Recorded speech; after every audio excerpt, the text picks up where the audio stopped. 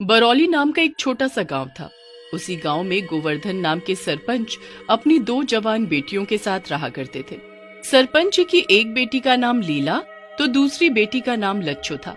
वे दोनों ही बेहद खूबसूरत और बहुत ही चंचल थी। उसी गांव में रंगीला नाम का एक लड़का रहता था जो आए दिन गांव की लड़कियों और औरतों पर बुरी नजर डालता रहता था। एक रोज लीला और लच्छो सुबह सुबह नदी पर नहाने के लिए जा रही होती हैं कि तभी लीला की नजर रंगीला पर पड़ती है। अरे ओ रंगीला, तू सुबह सुबह हम दोनों का पीछा कर रहा है, तुझे तो अभी बताती हूँ मैं। अरे लीला, तू तो बेकार ही मुझ बेचारे पर शक कर रही है। अरे मैं तो पड़ोस के गांव में काम ढूंढने जा रहा था। तू तो जानती है कि मेरी हरकतों की वजह से मुझे पूरे गांव में कोई काम नहीं देने वाला। वैसे तुम दोनों बहनें सवेरे सवेरे कहाँ चल दी?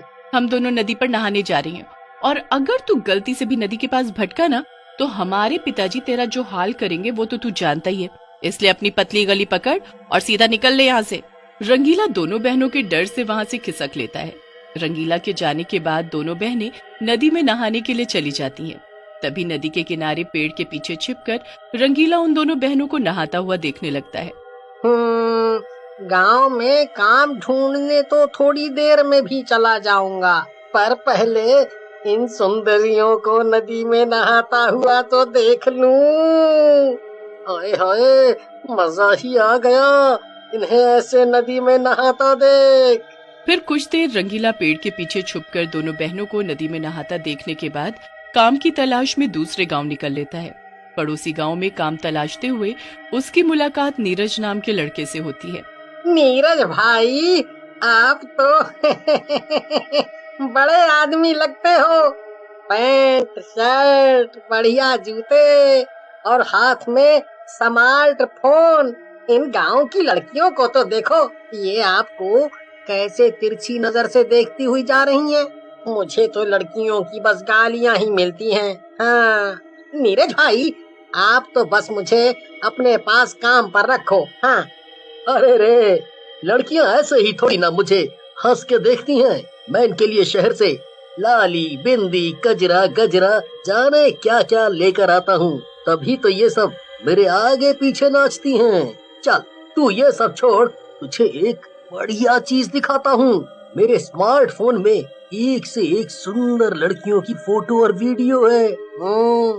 फिर नीरज रंगीला को अपने फोन में लड़कियों की फोटो दिखाता है, जिसे देखकर रंगीला नीरज से कहता है, भाई नीरज, इन लड़कियों में वो बात नहीं है जो हमारे गांव की लीला और लच्छो में है। पूरे गांव में उन दोनों बहनों जैसी सुंदर दूसरी कोई लड़की नहीं है। और जब सवेरे सवेरे वो दोनों नदी में नहाती हैं, तो देखकर दिल खुश हो जाता है, कसम से। फिर तो रंगीला भाई, मुझे भी उन दोनों हसीनाओं को नदी में नहाते हुए देखना है। फिर क्या था, अगली सुबह रंगीला नीरज को लेकर नदी के पास पहुंच जाता है और फिर वो दोनों पेड़ के पीछे छुपकर लीला और लच्छो को नहाते हुए देखने लगते हैं। तभी लीला की नजर नीरज और रंगीला पर पड़ती है। हाय रे नाश पीटे, रंगीला तू सुधरेगा नहीं। लगता है पिताजी से तेरी शिकायत लगानी ही पड़ेगी। और ये तेरे साथ में कौन है?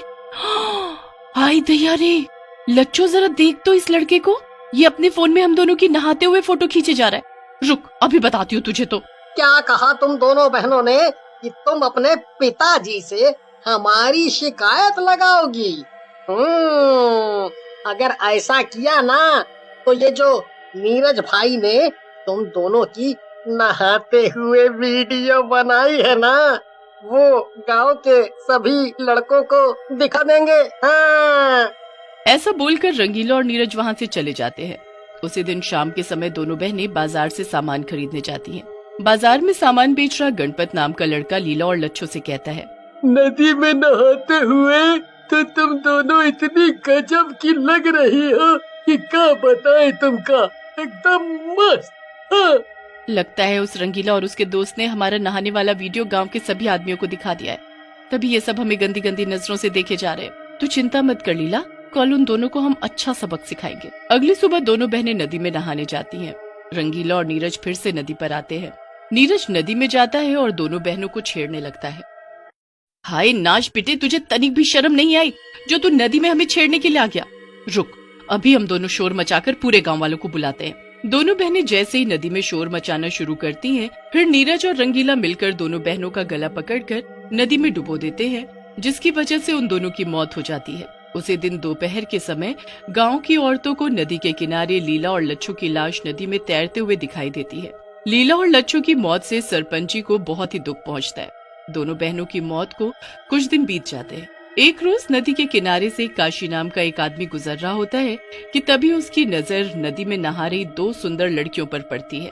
क्या बात है, क्या बात है, जरा देखो तो इन लड़कियों को। इतनी दोपहरी है और ये नदी में कैसे मजे लेकर नहा रही है। अरे ओ काशी, वहाँ खड़े खड़े काहे हम दोनों को ताक रहे हो? अरे तनिक हमरे साथ नदी में आकर नहा कर तो देखो, तुम्हारे को दिन में आनंद आ जाएगा। हाँ। फिर काशी खुशी खुशी नदी में उन दोनों सुंदरियों के साथ नहाने के लिए जाता है। आज हम तुमको ऐसा नहलाएंगे कि जिंदगी में दोबारा कभी नदी में नहाने का नाम नहीं लोगे। ऐसा बोलते ही वो दोनों लड़कियां चुड़ैल का रूप ले लेती है। काशी चुड़ैलों को देखकर बहुत डर जाता है। अरे अरे अरे अरे मर गए रे। अरे हमका तो लगा था कि हम अप्सराओं के साथ नदी में स्नान कर रहे हैं, पर ये तो चुड़ैल निकली रे। अरे भैया कोई हमको इन चुड़ैलों से बचाओ। तू तो गया काम से। ऐसा बोलकर दोनों चुड़ैलें काशी को नदी में डुबोकर मार डालती हैं। फिर इसी तरह से आए दिन से आदमियों की लाशें तैरती हुई मिलने लगती हैं। नदी से लाशों के मिलने से पूरे गांव में हड़कंप मच गया था। गांव के कुछ लोग सरपंच जी के पास जाते हैं और बोलते हैं, सरपंच जी कछु कीजिए। अरे आए दिन नदी से हमारे गांव के लड़कों की लाशें बरामद हो रही हैं।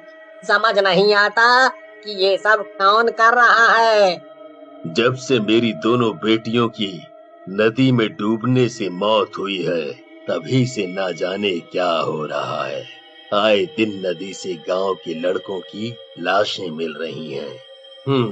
तुम सब गांव वालों को चिंता करने की कोई जरूरत नहीं, मैं कुछ न कुछ करता हूँ। कुछ दिनों बाद रंगीला नदी के पास से गुजर रहा होता है कि तभी उसे गाने की आवाज सुनाई देती है। आओ हुजूर तुमको सितारों में ले चलो। गाने की आवाज का पीछा करता हुआ रंगीला नदी में नहा रही लड़कियों के पास जा पहुंचता है। अरे ओ बाबूजी, वहीं खड़े हुए हमें नहाता देखोगे कि हमारे साथ भी नहाने के मजे लोगे? रंगीला जरा भी देरी नहीं करता और नदी में जाकर उन दोनों हसीनाओं के साथ नहाने लगता है। जैसे ही रंगीला उन दोनों हसीनाओं का हाथ पकड़ता है, वो दोनों एक डरावना रूप ले लेती हैं, जिसे देखकर रंगीला की सिट्टी पिट्टी गुल हो जाती है। अरे मर गया रे, ये मैं आज कहाँ आकर फंस गया। अरे ओ नदी की चुड़ैलों, मुझे बख्श दो, मुझे जाने दो। तुझे कैसे बख्श दे? अरे तूने जो हमारे साथ किया उसके बाद तो तेरी मौत पक्की है। हम दोनों बहनों को तूने इसी नदी में डुबोकर मार डाला था ना, अब तू भी नहीं बचेगा। मगर रंगीला जैसे तैसे अपनी जान बचाकर उस नदी से भाग निकलता है और गांव वालों को जाकर कहता है। तभी शोर सुनकर सरपंच जी आ जाते हैं।